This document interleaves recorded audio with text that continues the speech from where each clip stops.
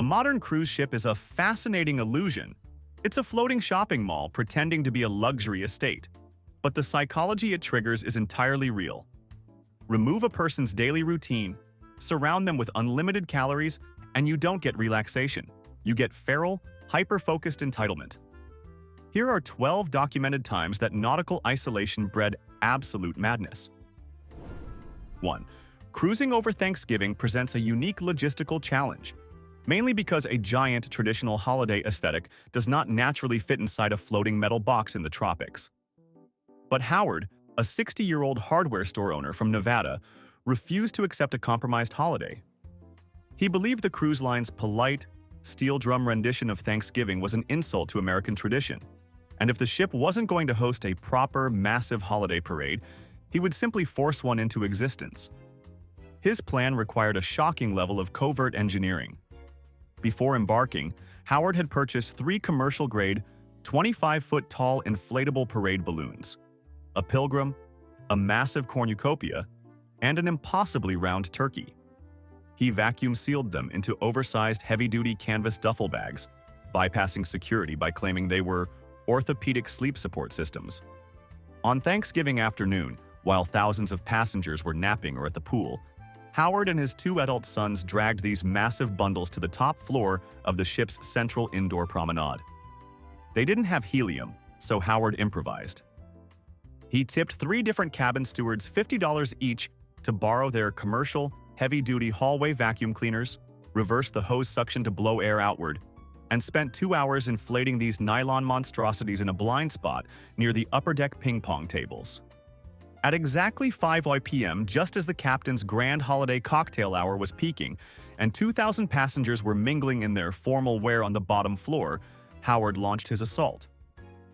He and his sons aggressively shoved the fully inflated 25-foot balloons over the balcony, holding them by heavy nylon ropes, and began marching down the length of the promenade.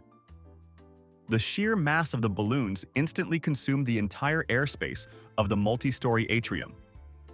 The giant inflatable turkey swung violently, knocking down decorative nautical flags and completely eclipsing the massive crystal chandelier.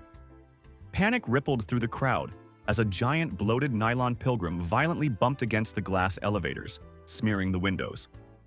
The absolute catastrophe occurred when the cornucopia balloon descended too low and became permanently wedged between the duty-free liquor store and the luxury watch boutique. It formed an impenetrable floor-to-ceiling barricade of tight, squeaking nylon directly across the ship's main artery. Howard had successfully cut off the front half of the vessel from the rear dining rooms exactly 15 minutes before the first Thanksgiving dinner seating.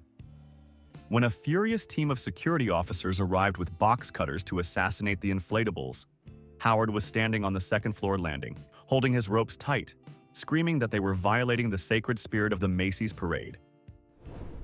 2. If there is one thing you should never try to establish on a multi-million-dollar luxury vessel, it is a sovereign border wall. 2 brothers in their late 30s, Derek and Kyle, decided that a simple pool day was not a patriotic enough way to celebrate the 4th of July. They wanted a true American beach party, and they were willing to aggressively gentrify the top deck to get it. At 3:30 in the morning, while the rest of the ship was asleep, the brothers executed a tactical operation on Deck 14. They systematically gathered exactly 140 heavy, wooden pool loungers and arranged them into a massive, impenetrable circle that consumed 70% of the premium sunbathing real estate. But they didn't just stack them. They used 200 heavy-duty, industrial zip ties they had brought from home to structurally bind the chairs together. By sunrise, they had erected an actual, unmovable fortress. When hundreds of hungover passengers arrived at 9 a.m. looking for a place to sit, they were greeted by a solid wall of teak wood and nautical striped towels. Derek was sitting in the exact center of the empty, barricaded circle in an inflatable bald eagle pool float, holding a plastic megaphone. He proudly announced to the angry mob that this area was now recognized as New Texas, and entry to their exclusive 4th of July barbecue zone required a toll of 2 piña coladas per person. When ship security finally arrived with industrial bolt cutters to dismantle the barricade, Derek aggressively cited maritime law, arguing that since he had officially claimed the territory before breakfast, The cruise line was legally required to recognize their independence. 3. Have you ever noticed how people lose all sense of rational social boundaries the exact moment they put on a convincing costume? Linda, a 55-year-old retired municipal worker from Oregon, decided to skip the standard pirate or ghost outfits for the ship's massive Halloween contest. Instead, she spent weeks crafting a shockingly realistic CDC health inspector costume, complete with a custom laminated badge, a metal clipboard, and an authentic neon high-visibility jacket. The sheer accuracy of her outfit was her weapon. Instead of going to the actual costume party in the main theater, Linda began systematically touring the ship's commercial venues and terrorizing the crew. She marched right behind the buffet counters, flashed her fake badge at the bewildered, non-English-speaking culinary staff, and started aggressively condemning the carving station for imaginary temperature violations. Within 20 minutes, she had successfully shut down the entire dessert section and 2 busy cocktail bars by wrapping them in thick yellow caution tape she had brought in her purse. Hundreds of passengers, seeing a federal health inspector shutting down food venues in the middle of the ocean, went into an absolute panic, convinced there was a massive, highly contagious disease outbreak on board. The holiday vibe instantly dissolved into a chaotic mob of people demanding answers from the front desk. When the actual hotel director frantically tracked her down to the casino and demanded to know what on earth she was doing, Linda didn't break character. She coldly wrote him a fake citation for $50,000 and demanded to inspect the blackjack dealer's fingernails. 4. The cruise industry spends tens of millions of dollars trying to create the grand illusion of a winter wonderland in the middle of the Caribbean Sea. But for Arthur, a 65-year-old logistics coordinator from Boston, the cruise line's attempt at a tropical Christmas was an unforgivable insult to the holiday. The ship's main event was a massive Christmas Eve gala in the central promenade, where the captain would count down, and machines hidden in the ceiling would blast soapy foam over the crowd to simulate snow. Arthur absolutely despised the foam. He felt that shooting dish soap onto people in evening gowns was a cheap, humiliating parlor trick.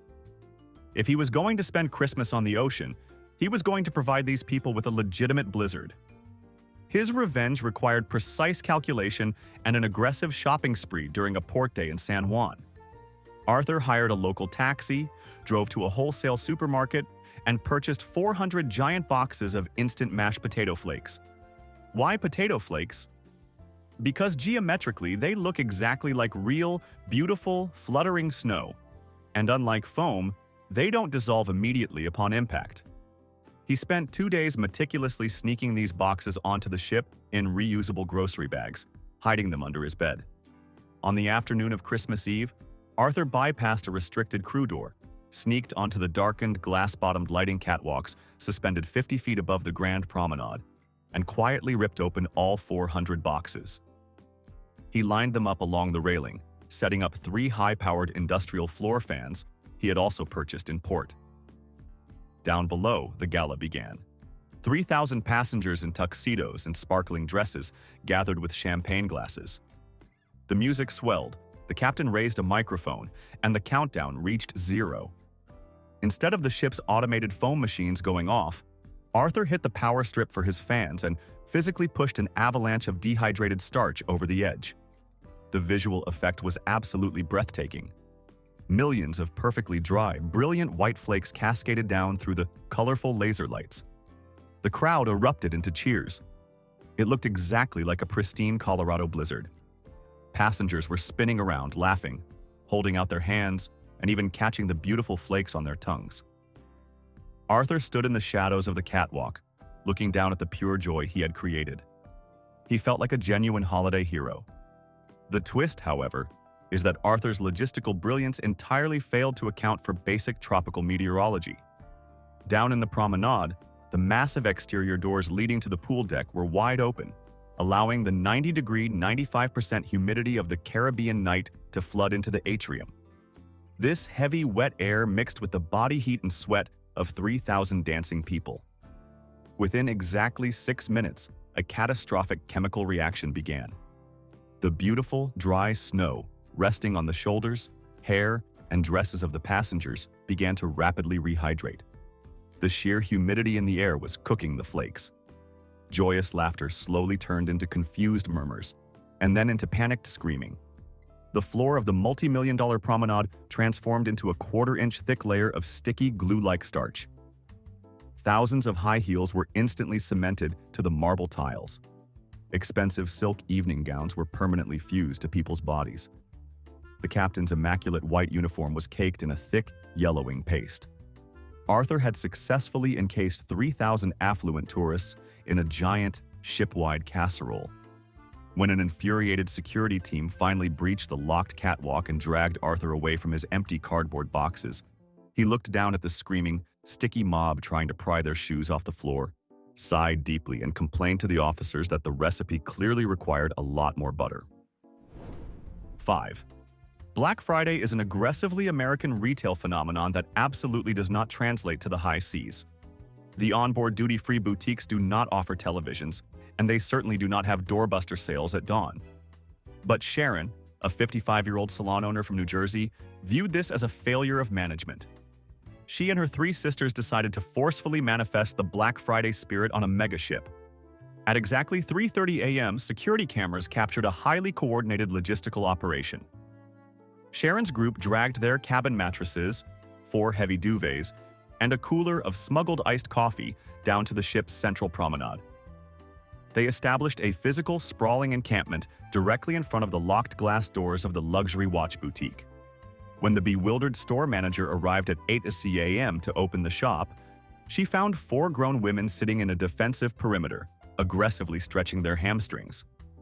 The moment the manager turned the key, Sharon shrieked, physically stiff-armed a confused British tourist who was just trying to look at the window display, and sprinted inside.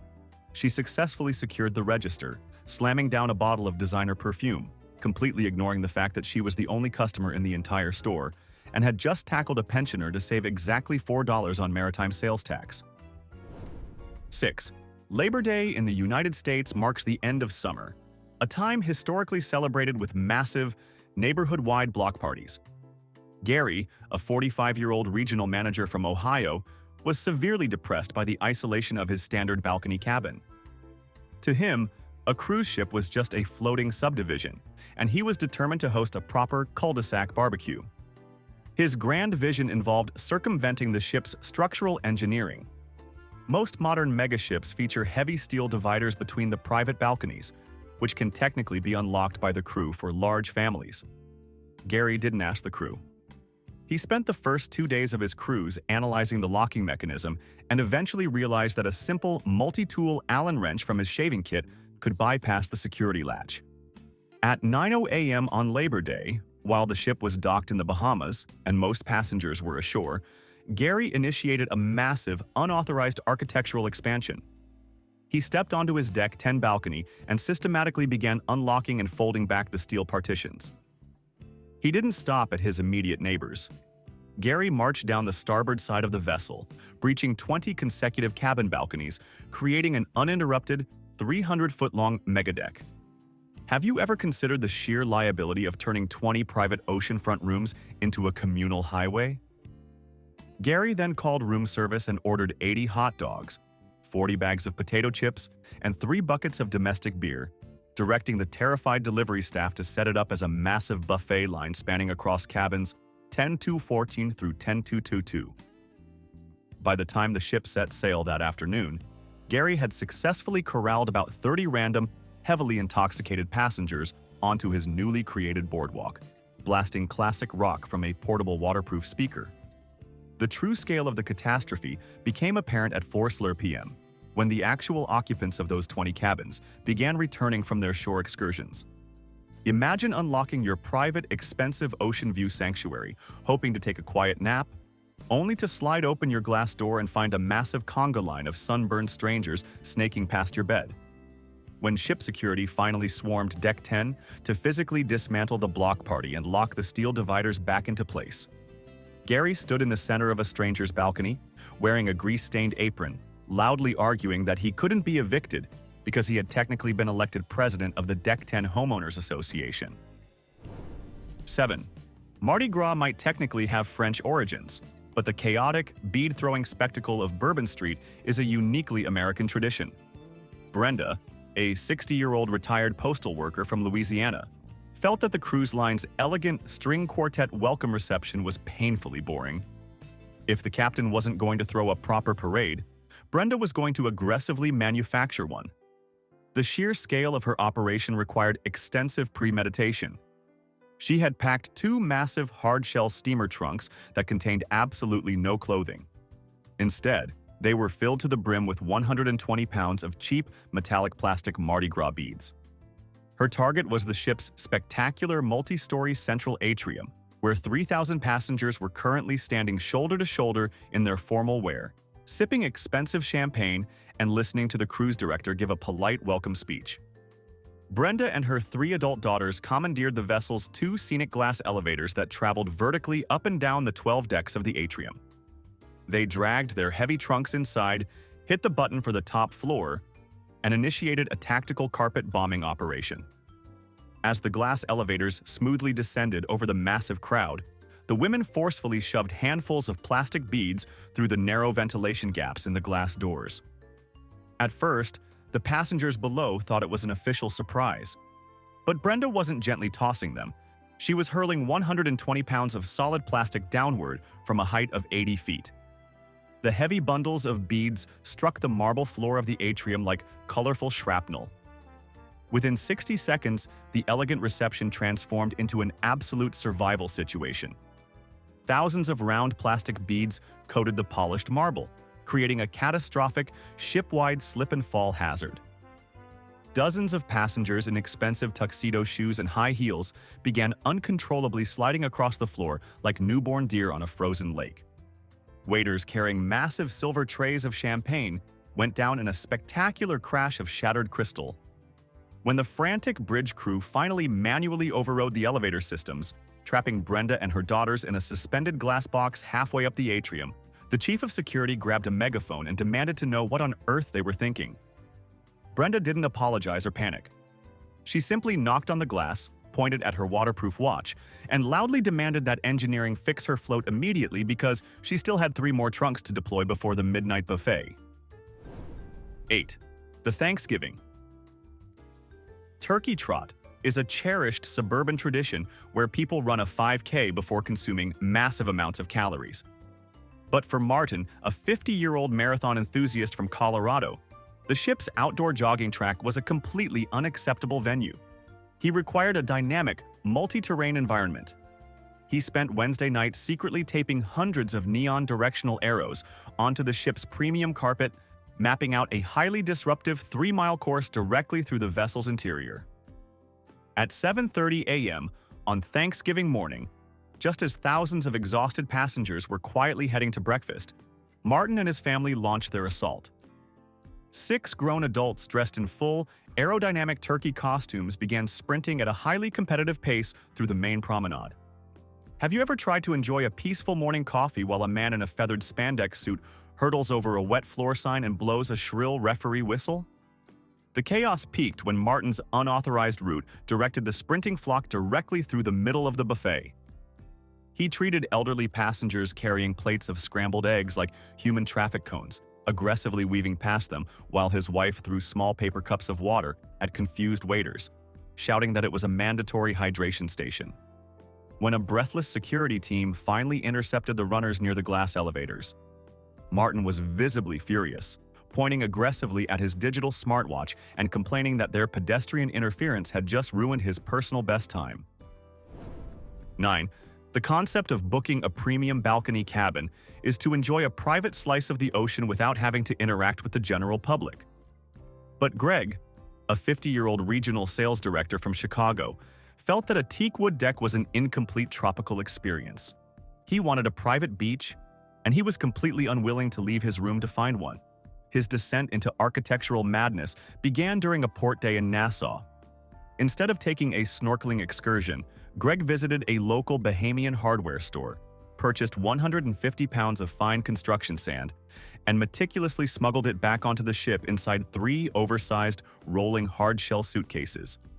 Tell me, what goes through a man's mind as he drags $300 worth of heavy masonry sand past port security, claiming he just bought a lot of heavy souvenirs? Back in his aft-facing suite, Greg initiated Phase 2. He dragged the suitcases onto his balcony and evenly distributed the sand across the wooden floorboards, creating a 2-inch-thick artificial shoreline. To complete the ambiance, he deployed a cheap, inflatable kiddie pool he had brought from home. Since he couldn't reach the ocean with a bucket, he spent 2 hours running a small plastic wastebasket back and forth from his cabin's bathtub, successfully transferring 30 gallons of tap water out to the balcony. By 4 p.m., Greg was sitting in a beach chair on his artificial dune, sipping a beer with his feet in a plastic pool. It was a triumph of suburban engineering. The catastrophic flaw in his design was his total ignorance of nautical aerodynamics. When the 150,000-ton megaship finally detached from the pier and accelerated into the open ocean, it generated a sustained 30-knot headwind. The moment the ship hit cruising speed, Greg's tranquil private beach was instantly weaponized. The heavy winds caught the dry construction sand, transforming his balcony into a localized, high-velocity desert sandstorm.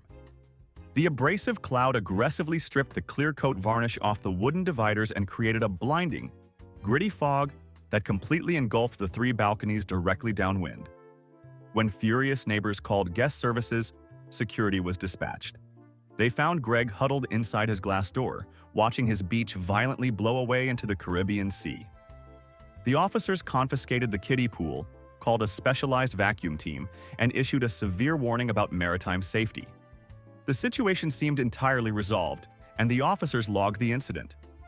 But a man who hauls construction materials across international borders does not simply surrender his vacation goals. At 2:00 a.m., the ship's engineering control room received a catastrophic alert. The vacuum-assisted plumbing system for the entire port side of Deck 10 had completely failed. A frantic maintenance team rushed to Greg's cabin. Since he couldn't have his beach outside, Greg had utilized the remaining 50 pounds of sand he hadn't yet unpacked. He had dumped it entirely inside the glass-enclosed walk-in shower of his bathroom, plugged the drain, and turned on the water to create an indoor tidal pool. The incredibly fine sand had been sucked directly into the ship's highly sensitive pneumatic toilet and shower pipes, effectively cementing the plumbing infrastructure for 60 adjacent cabins into solid rock. When the chief engineer angrily demanded an explanation while standing ankle-deep in gritty water, Greg simply wrapped his towel tighter, pointed at the flooded shower pan, and complained that the indoor tide pool was entirely stagnant and lacked any proper wave action. 10.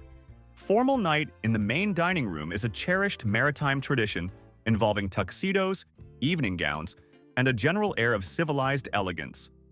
Leonard, a 65-year-old retired dentist from Florida, viewed this dress code as a tyrannical restriction on his personal leisure.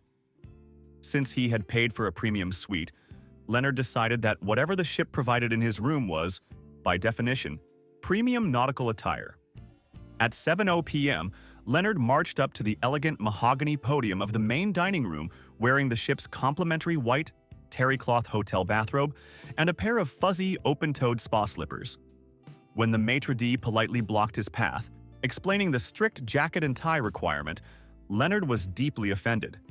He aggressively pulled at the lapels of his bathrobe, loudly arguing that since the garment featured the cruise line's official embroidered logo on the chest, it was technically the most formal uniform on the vessel.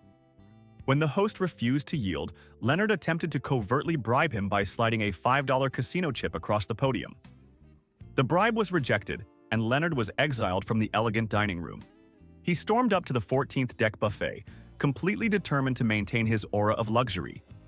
He aggressively cleared a plastic table, grabbed a decorative electric candle from a nearby station, and sat down in his fluffy white robe. He then flagged down a bewildered, exhausted buffet waiter and loudly demanded that the ship's head sommelier be brought up immediately to recommend a vintage wine pairing for his lukewarm slice of pepperoni pizza. 11. The unwritten rules of cruise ship pool decks are a delicate social contract. You wake up early, you leave a paperback novel and a single flip-flop on a lounger, and you implicitly claim your territory for the afternoon. It is a terrible system, but it is the system we have. However, Warren, a 50-year-old logistics manager from Illinois, completely shattered this fragile maritime society and single-handedly ruined the primary sea day for 3,000 passengers. Warren was traveling with an extended family of 20 people, and he was absolutely terrified that they wouldn't secure premium seating by the main pool. Instead of simply waking up early with some towels, Warren relied on his professional background. He had smuggled aboard 4 commercial-sized rolls of heavy-duty industrial pallet shrink wrap. At 3:30 in the morning, while the megaship was peacefully gliding through the Caribbean, Warren initiated a massive, unauthorized zoning operation. He systematically gathered exactly 150 teakwood pool loungers, completely ignoring the mathematical fact that his family only needed 20. He arranged them into a massive, impenetrable circle directly in front of the main swimming pool. Then, he spent 2 hours aggressively wrapping the entire structure in layers of thick, unbreakable industrial plastic. By sunrise, he had successfully created a solid, synthetic wall of furniture that consumed 60% of the entire premium sunbathing deck. Tell me, how do you logically explain to a furious mob of tourists that they cannot sit down because one man has physically annexed the territory? When thousands of excited passengers emerged in their swimsuits after breakfast, expecting a relaxing sea day, they were greeted by a massive plastic-wrapped barricade. The entire central entertainment zone was completely inaccessible. Warren was sitting in the exact center of his fortress on a single unwrapped chair, wearing a sun hat, casually reading a spy thriller. He had effectively created a massive bottleneck, forcing furious passengers to awkwardly stand shoulder to shoulder on the narrow walking paths, completely ruining the relaxing vacation vibe for the entire vessel. When the bewildered hotel director finally arrived with a maintenance crew wielding heavy-duty box cutters, Warren stood up and aggressively argued that since the cruise line didn't offer reserved seating, his preemptive architectural enclosure was legally binding under maritime salvage rights. He completely ignored the furious mob of sunburned passengers screaming at him, demanding instead that the crew bring his family 20 piña coladas as compensation for the severe emotional distress of having their private compound threatened. 12. There is a specific breed of extreme American frugality that becomes genuinely dangerous when placed on a luxury vessel. Walter, a 55-year-old retired accountant from Texas, was enjoying a 14-night Caribbean sailing, but he was experiencing a profound psychological meltdown over the ship's laundry prices. To Walter, paying $30 for the crew to wash a small canvas bag of garments was a tyrannical act of corporate extortion. He refused to participate. His master plan involved a 20-pound bucket of industrial-grade, high-sudsing agricultural detergent that he had somehow convinced port security was a prescribed dietary supplement. At 3:00 a.m., while 4,000 passengers were fast asleep, Walter initiated his rogue laundromat operation. He dragged 3 heavy rolling suitcases full of dirty clothes up to the completely deserted main pool area on deck 14. He targeted the massive 20-person infinity hot tub, dumped the entire 20-pound bucket of agricultural detergent directly into the water, threw in 2 weeks' worth of khaki cargo shorts, and cranked the high-pressure jacuzzi jets to their absolute maximum setting. This is where Walter fundamentally misunderstood the violent aeration physics of commercial maritime water features. The high-velocity jets immediately whipped the concentrated chemical powder into a rapidly expanding mountain of dense, unyielding foam. By 5:00 a.m., the suds had breached the perimeter glass, cascaded into the main swimming pool, and formed a terrifying 12-foot-high wall of blinding white bubbles actively creeping across the teakwood deck like a sentient glacier. Now, I need you to picture the utter bewilderment of thousands of excited tourists emerging from the glass elevators at 8:00 a.m. They expected to enjoy a beautiful Caribbean sea day, but instead, they were met by an impenetrable, waist-high avalanche of highly perfumed chemical suds. The outdoor bars were completely buried. The main buffet entrances were barricaded by slippery foam. The cruise line was forced to completely shut down the top 3 decks of the ship for 2 entire days, absolutely ruining the sunshine vacation for 4,000 people who were confined to the indoor theaters while exhausted crew members in heavy rubber boots desperately shoveled mountains of foam over the railings into the sea. Security reviewed the CCTV footage, identified the amateur launderer, issued a massive fine, and chemically neutralized the suds. The deck was finally hosed clean, and the officers logged the catastrophe as successfully resolved. But the tragic flaw in their assumption was believing that Walter was finished. Security had neutralized the foam, but Walter had successfully retrieved his washed clothes, and he still possessed an unwavering commitment to drying them for free. At 4:15 p.m., the cruise director stepped onto the outdoor sports deck to host a highly anticipated mini-golf tournament, only to stop dead in his tracks. Walter had bypassed the crew-only ropes on deck 15 and executed a massive, highly illegal rigging operation. He had tied 200 feet of yellow nylon paracord directly between the massive frame of the outdoor movie screen and the spinning blades of the mini-golf windmill. He had constructed a massive, zigzagging clothesline suspended directly over the sports court.